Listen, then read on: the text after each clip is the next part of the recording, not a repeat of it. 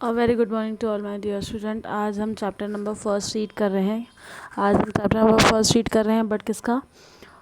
Hindi grammar का। ठीक है, आज हम इस क्लास में हिंदी ग्रामर की बुक स्टार्ट कर रहे हैं, जो कि आपकी आगे ही दी हुई है। जो चैप्टर्स में आपको पीछे पढ़ाया करती थी ना, उसके आगे आपकी हिंदी ग्रामर की बुक दी हुई है। तो आज हम हिंदी ग्रामर का फर्स्ट चैप्टर रीड कर रहे हैं। उसमें क्या दिया हुआ है? संज्ञा। आपने प्रीवियस क्लास में भी संज्ञा, सर्वनाम, विशेषण, ये सब कुछ तो पढ़ा ही होगा। ठीक है, अब देखो आज संज्ञा पढ़ते हैं फिर से, क्योंकि ये कॉमन टॉपिक होता है और छोटा टॉपिक होता है।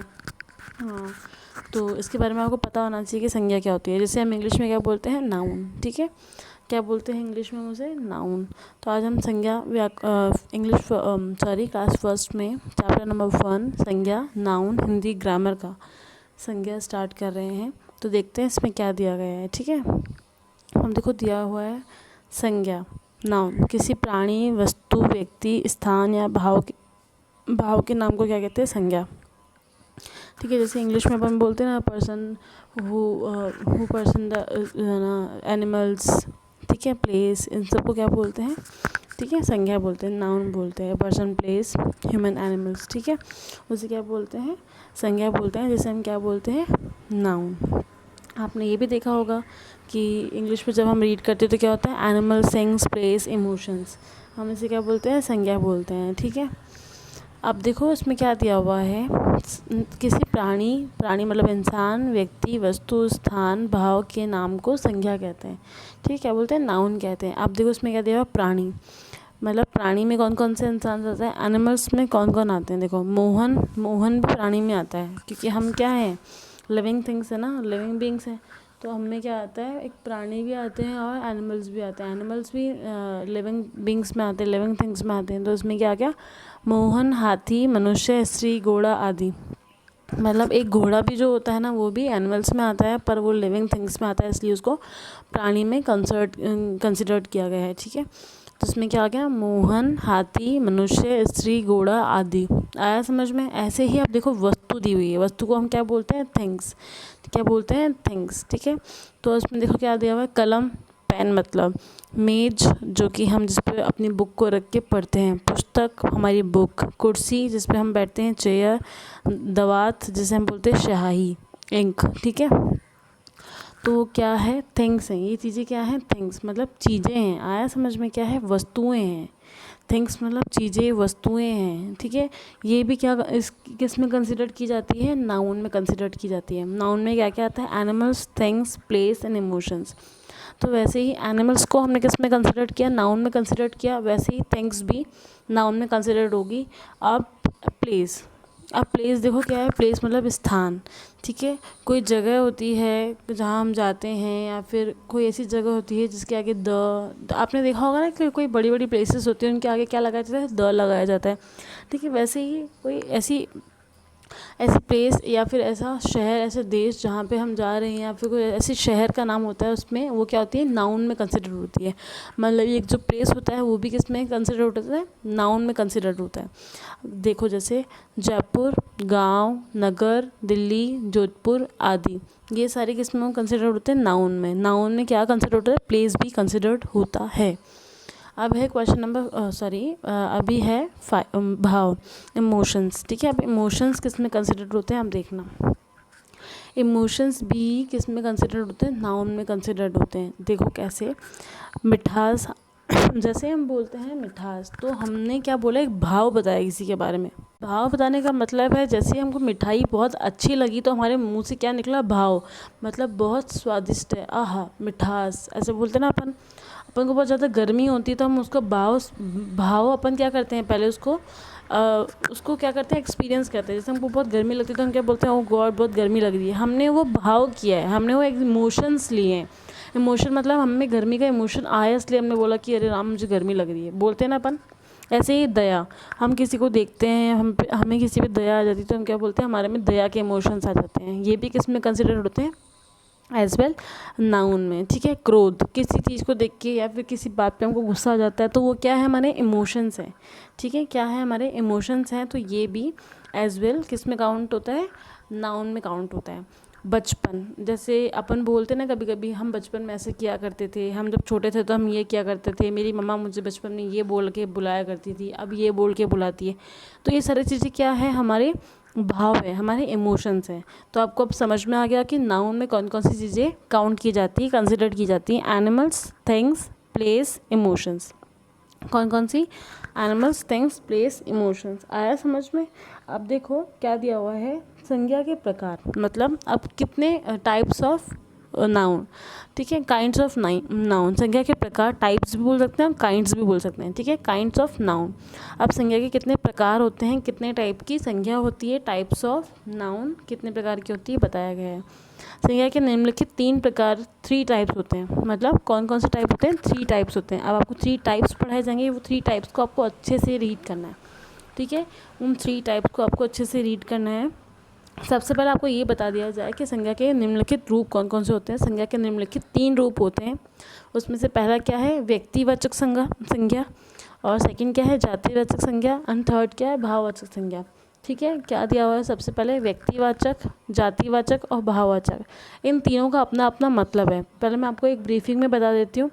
व्यक्तिवाचक क्या होता है, जिसमें हम व्यक्तियों को कंसिडर करते हैं, ओनली 4 पर्सन कंसिडर्ड होते हैं, ठीक है। जातिवाचक में क्या होता है, हम सिर्फ एक जाति देखते हैं। जाति मतलब एक लड़का कौन सी जाति का है, ये मिठाई है वो किस जाति की है। अपन मिठाई में भी देखो ऐसा होता है ना कि इस टाइप की मिठाई होती है, अलग अलग तरीके की मिठाइयाँ होती है, पर उसका जो मिठास आती है वो क्या होती है, भाव होता है, हमारा भाव, मतलब हमारे इमोशंस होते हैं। आया समझ में?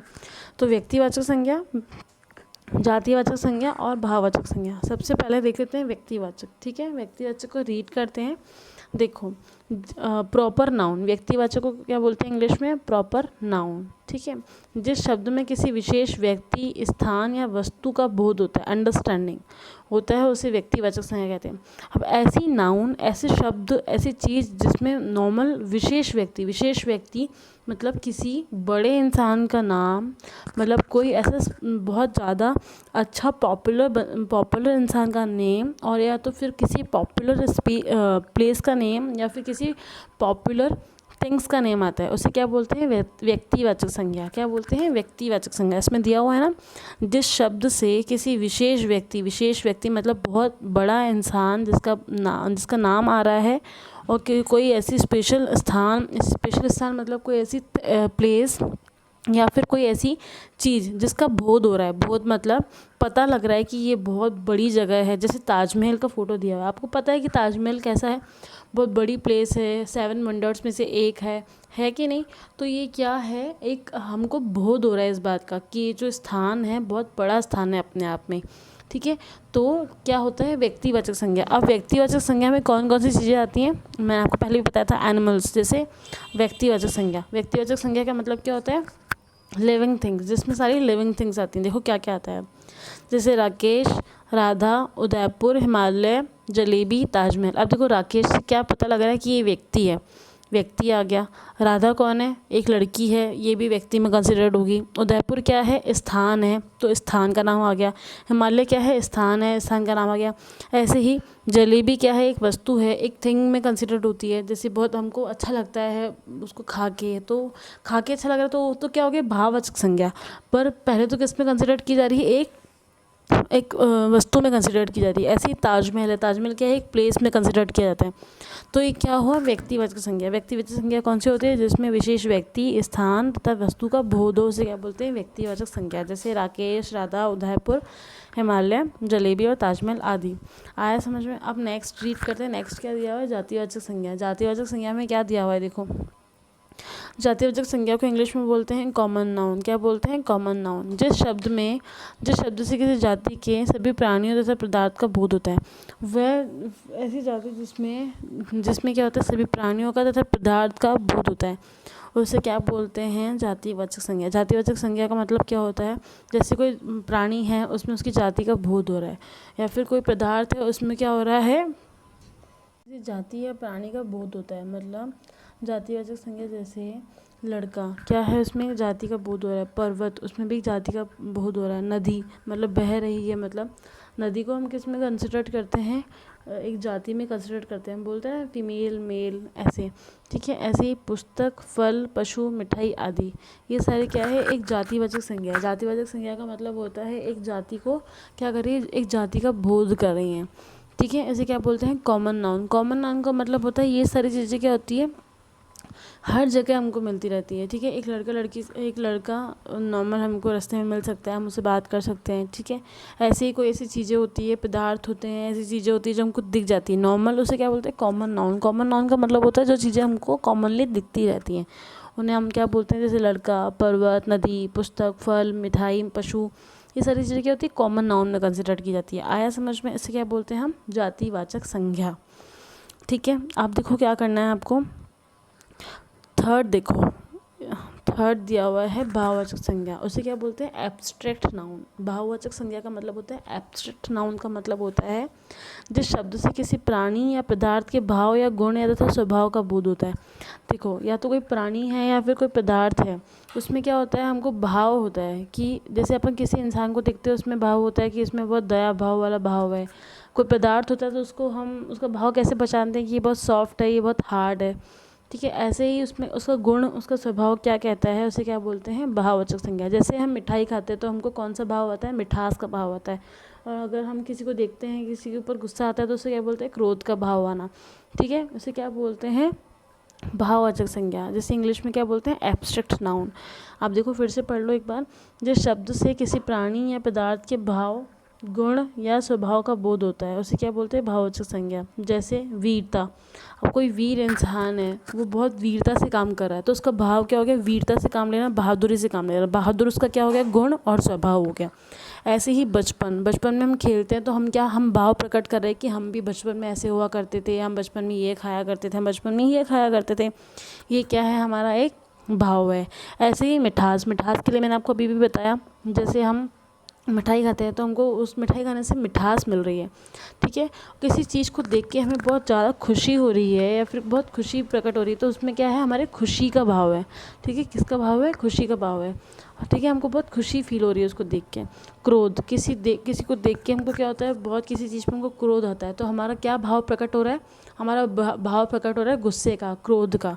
ऐसे ही प्रेम, अगर हम किसी इंसान से प्रेम करते हैं, जैसे प्रेम तो किसी से भी हो सकता है, जैसे हम किसी पेट से भी प्रेम करते हैं, जैसे हम बोलते हैं ना कि ये हमारा पेट है, ये हमारा पेट डॉग है, उससे भी हम क्या करते हैं, प्रेम करते हैं। मतलब ये क्या है, उसके लिए भाव है। जैसे हमारी मदर हमको लव करती है, जैसे हमारे फादर हमको लव करते हैं, ये क्या है, एक भाव है। आया समझ में? इसे क्या बोलते हैं, भाववाचक संज्ञा, मतलब क्या, एब्स्ट्रैक्ट नाउन। अब आपको पता लगा कि संज्ञा में क्या, मतलब नाउन में क्या क्या कंसिडर्ड होता है, एनिमल्स, थिंग्स, प्लेस, इमोशंस। और टाइप्स ऑफ नाउन कितने, कौन कौन से होते हैं, proper noun, common noun and abstract noun, मतलब व्यक्तिवाचक संज्ञा, जातिवाचक संज्ञा और भाववाचक संज्ञा। आया समझ में? आप देखो आपको क्या करना है, आज आपको होमवर्क में अब जो क्वेश्चंस दिए हुए हैं आपको अपनी SW कॉपी में करना है, मतलब आपकी हिंदी ग्रामर की कॉपी में करना है। सबसे फर्स्ट क्वेश्चन क्या है, संज्ञा कैसे कहते हैं, और उदाहरण सहित लिखिए, ठीक है। किसी प्राणी, वस्तु या स्थान या भाव के नाम को संज्ञा कहते हैं। अब इसके आगे आपको उदाहरण लिख देने हैं। उदाहरण में क्या क्या आएंगे, जैसे राधा, राकेश, ये सारी चीज़ें क्या आती है, व्यक्ति, आपको एक व्यक्ति का नाम लिखना है, वस्तु का नाम लिखना है और भाव का नाम लिखना है, ठीक है। अब ऐसे ही सेकंड क्वेश्चन क्या दिया हुआ है, संज्ञा के कितने भेद होते हैं, प्रत्येक के 2-2 उदाहरण लिखिए। संज्ञा के 3 भेद होते हैं, कौन कौन सी संज्ञा होती है, व्यक्तिवाचक संज्ञा, जातिवाचक संज्ञा और भाववाचक संज्ञा, ठीक है। व्यक्तिवाचक संज्ञा के 2 उदाहरण कौन कौन से हो गए, राकेश और ताजमहल। ऐसे ही सेकंड में क्या हो गया, जातिवाचक संज्ञा के कितने हो गए, पुस्तक और फल। और थर्ड में क्या हो गया, भाववाचक संज्ञा के कितने हो गए, 2, क्रोध और प्रेम। आया समझ में? अब ये जो क्वेश्चन है आपको अपनी बुक में भी फिल करने हैं और अपनी कॉपी में भी करने हैं, अपनी हिंदी सेकंड की कॉपी में करने हैं, हिंदी ग्रामर की कॉपी में। आया समझ में? अब आप मिलते हैं हम अपने नेक्स्ट सेशन में, जिसमें हम अपने रिमेनिंग क्वेश्चंस जो बच गए हैं वो करेंगे। आपको इस चैप्टर को फिर से रीड करना है, उसको अच्छे से समझना है और इसके क्वेश्चन आंसर्स अपनी कॉपी में करने हैं। Okay, thank you student.